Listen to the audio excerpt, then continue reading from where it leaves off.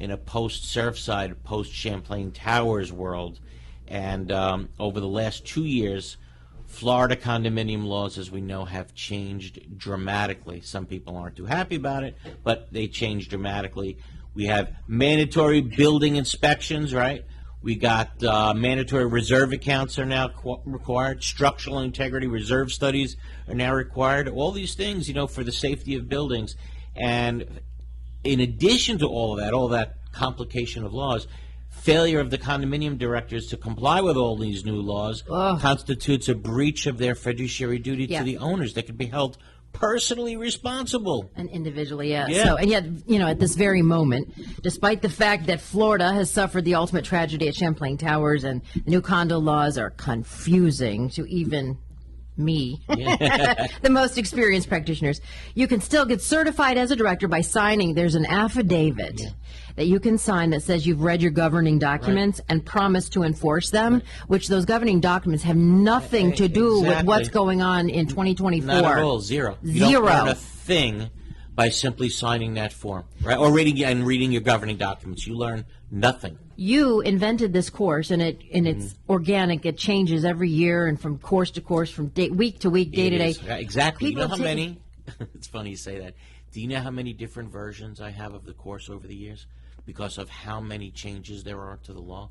So, it's hard. It's hard for me to keep up. Right. And you invented it. It's free. You've been doing it for over 15 years, and you are actually providing this to people, and they come in droves, and they come repeatedly, over and over. And that's even residents. That's flattering when that happens. They want to know, and they want to make sure their board is doing the right thing. They take the course. Absolutely. But now we have change on the way. That's where Senator Jennifer Bradley and Representative Vicki Lopez come in.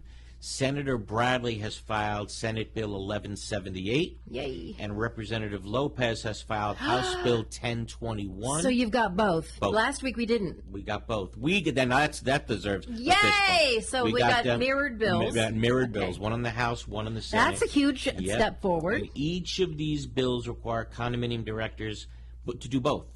To both sign the affidavit indicating they read the governing documents. Okay. And take an educational course within 90 days of getting put on the board. That's really smart. Did the other bill mandate that they do both before? I drafted that a long time ago. Very smart. Well, hello. That's why it's so smart. Oh my God. Right. We made him do both. Okay. So, and the new law states that the certification is valid for 7 years and doesn't have to be resubmitted as long as the director serves on the board without interruption during the 7-year period. Exactly. But some of the board members don't we have like 2-year Yeah, but if they term limits? But most condos don't have term limits. Okay. Most condos don't. Okay. I would say 98% don't have term limits. But so as long as they're on the board without interruption, they're good.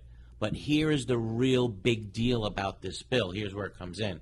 The bill states that 1 year after submission of your certification to the secretary and the educational certificate, you now have to take educational courses annually. Okay. Annually thereafter, if there's been any changes in the law, and you have to submit that certificate to the secretary of your association. Think about that. So now directors are on the same playing field as CAMs, as attorneys. We all have to take continuing education courses. So there you go. So does that nullify your certification, the 7-year certification, if you don't take the continuing education? Yeah, correct, because you're off the board if you don't comply. Okay. You're off the board. Wow. So then it's as if you're interrupted at that point. Okay. Right? So yes, you now have to go start again. So it really doesn't, you're not certified for 7 years because you still have to take You still have to take it, even if you don't, that's a good point. Yeah. And if you don't, you're kicked off the board.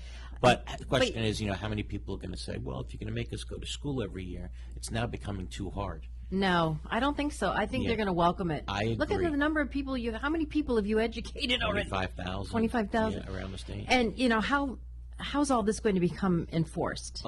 Each year, to check this out, you have to send in the $4 per unit per year to the DVPR. There's going to be another form that you're going to be required, that the directors are going to be required to fill out, that says they're in compliance with the educational requirement. Think of that. Now, I don't know what happens, to tell you the truth, if they're not in compliance with the educational requirement. I guess, some sort of a arbitration could be filed against them, or a lawsuit can be filed to get them off the board if they refuse to walk away.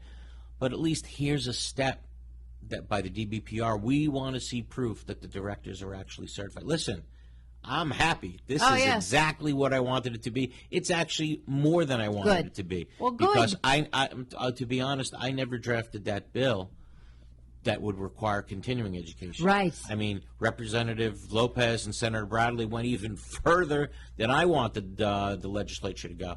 So Well, when to you- say that they both made me happy is an understatement. I wonder if they live in condos, because remember, when you first started drafting it, there was Right. only one person in the Right. Florida legislature that And- lived in a And condo. that's Senator Pizzo. Yeah. And I left him out, unfortunately. Senator Pizzo was a co-sponsor Okay. of this bill. And why is that important? Because we have both Democrat and Republican support Bipartisan. in this bill, and it's now in both the House and the Senate. We're looking good. This is a really, really large bill, 105-page bill, 107 pages, something like that. There's going to be a lot of other things in that bill that we're going to be talking about over the next coming shows. But this is a massive bill.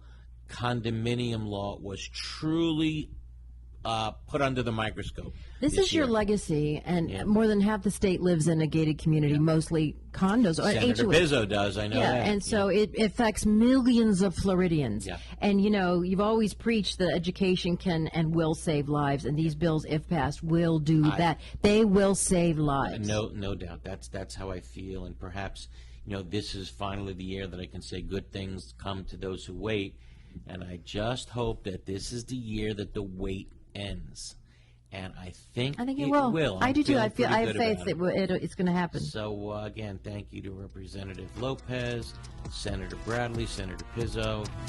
Kudos to all three of you. This goes through. You did a wonderful thing.